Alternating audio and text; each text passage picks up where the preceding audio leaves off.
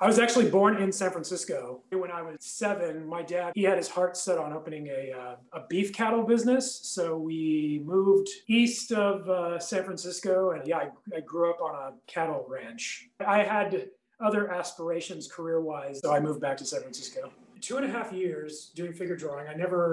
It's nothing I ever went to school for or anything like that, but I have a lot of close artist friends whose work over the years I've just been really inspired by. And I was like, I want to partake in this as kind of a balancing to my professional work, which is art, but it's all digital. Figure drawing, which I'd never done before, but I found that figure drawing really does use a whole different part of your brain than any other kind of art. And you have to consider things much different. So it was really something that really sort of took off during the pandemic because I belong to a local life drawing group here in San Francisco called Gay Men Sketch, primarily as an artist. Mark Chester, who runs it, who's a photographer. And he asked me for a long time, he's like, well, would you ever pose for the group? And I was like, no, I'm really just here to draw because it's more of a Zen thing for me that way. And then when the pandemic happened, all of a sudden, like this light turned on. There was this opportunity, which existed the whole time. It's taught me a lot, both as a model and as an artist, because I think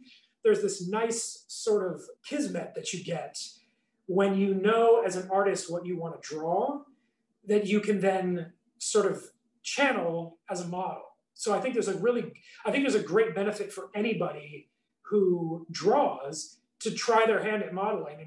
And even now, my Instagram persona aside, I'm not the most comfortable with my body, but I also know that there's a sort of a freedom in it if you can kind of let your brain kind of relax into it and recognize that it's for art and that there are people that love drawing all different kinds of body types. I think the first online posing I did was for Mark's group. I did this pose in my bathtub where I was able to put the iPad above the tub hanging on like my shower caddy.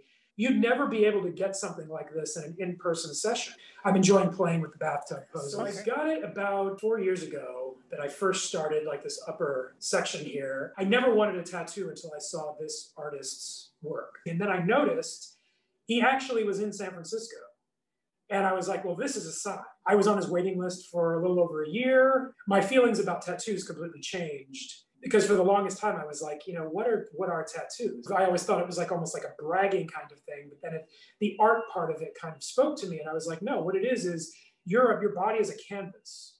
For me, I told him, I was looking for something that was almost sort of stylized armor. Life throws a lot of challenges at you, but spiritually and symbolically, if you kind of armor yourself up, you can kind of psychologically sort of brace yourself for a lot of things. And you just have to sort of get in that mindset. And this was kind of a symbolic, visual representation of that. I went and had a first session. And after that, he did like the first upper part here that like sort of cut off around here.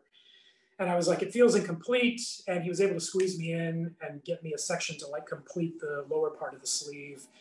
I loved the fact that it was very graphic. It wasn't an object.